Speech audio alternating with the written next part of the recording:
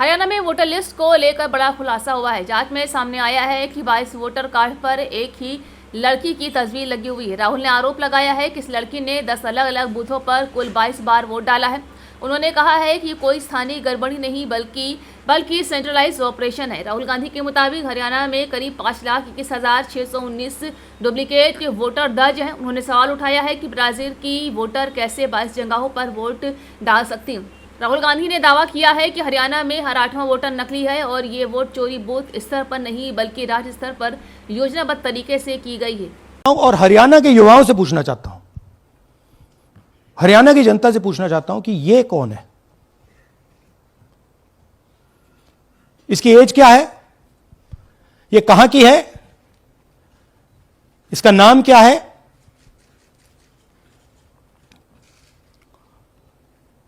ये आपको बता सकता हूं, कभी इसका नाम सीमा, कभी स्वीटी, कभी सरस्वती। 22 बार हरियाणा के युवा अच्छी तरह सुनिए, 22 बार 10 बूथ में इसको वोट देने का मौका मिलता है। 22 बार 10 बूथ में राय असेंबली में वोटर लिस्ट पे है।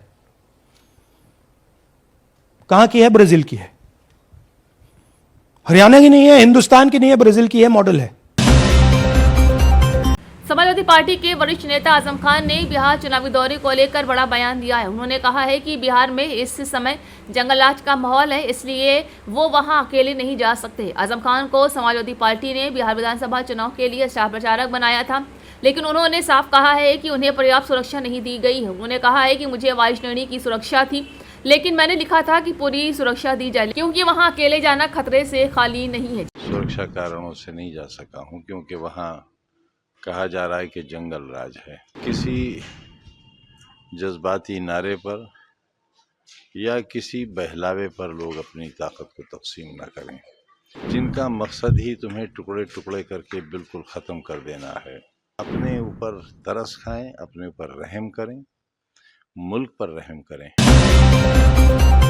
लखनऊ में माफिया मुख्तार अंसारी की जमीन पर बने घरों की चाबी उनके नए मालिकों को सौंप दी गई है। मुख्यमंत्री योगी आदित्यनाथ ने इन घरों की चाबी 72 परिवारों को सौंपी है।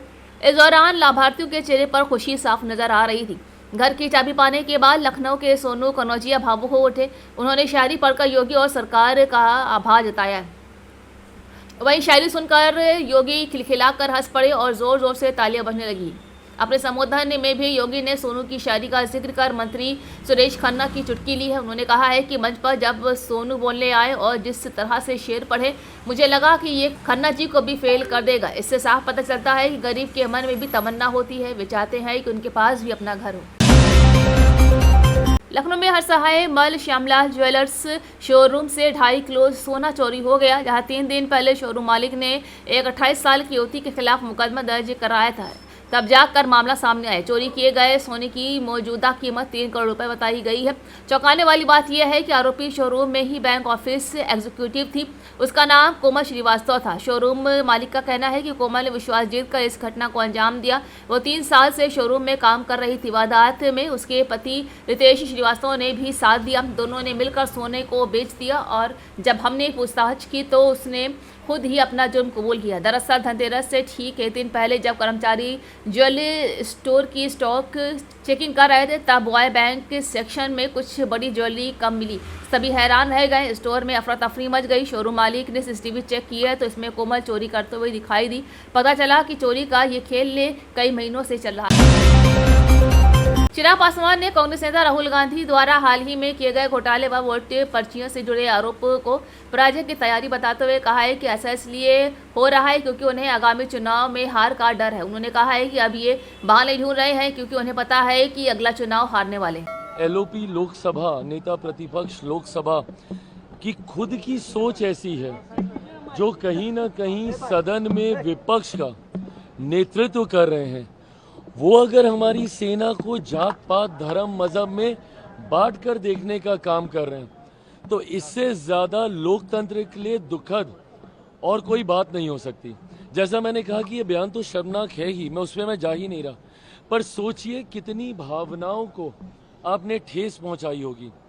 आज जो व्यक्ति सरहद पर खड़ा होगा हम लोगों की सुरक्षा के लिए, आज वो पहली बार सोच रहा होगा कि मेरी जाति क्या है या मेरा धर्म क्या है, जो उसने आज तक किसी भी देशवासी को बचाने के लिए, उनको नहीं पता भैया कि सरहद पे अगर वो सुरक्षा कर रहे हैं तो वो हिंदू की कर रहे हैं, मुसलमान की कर रहे हैं, अगड़ा की कर रहे हैं, पिछड़ा की कर रहे हैं, दलित की कर रहे हैं, महादलित की कर रहे हैं। और आप सेना को भी आप इसमें बांटने की आप सोच रखते हैं।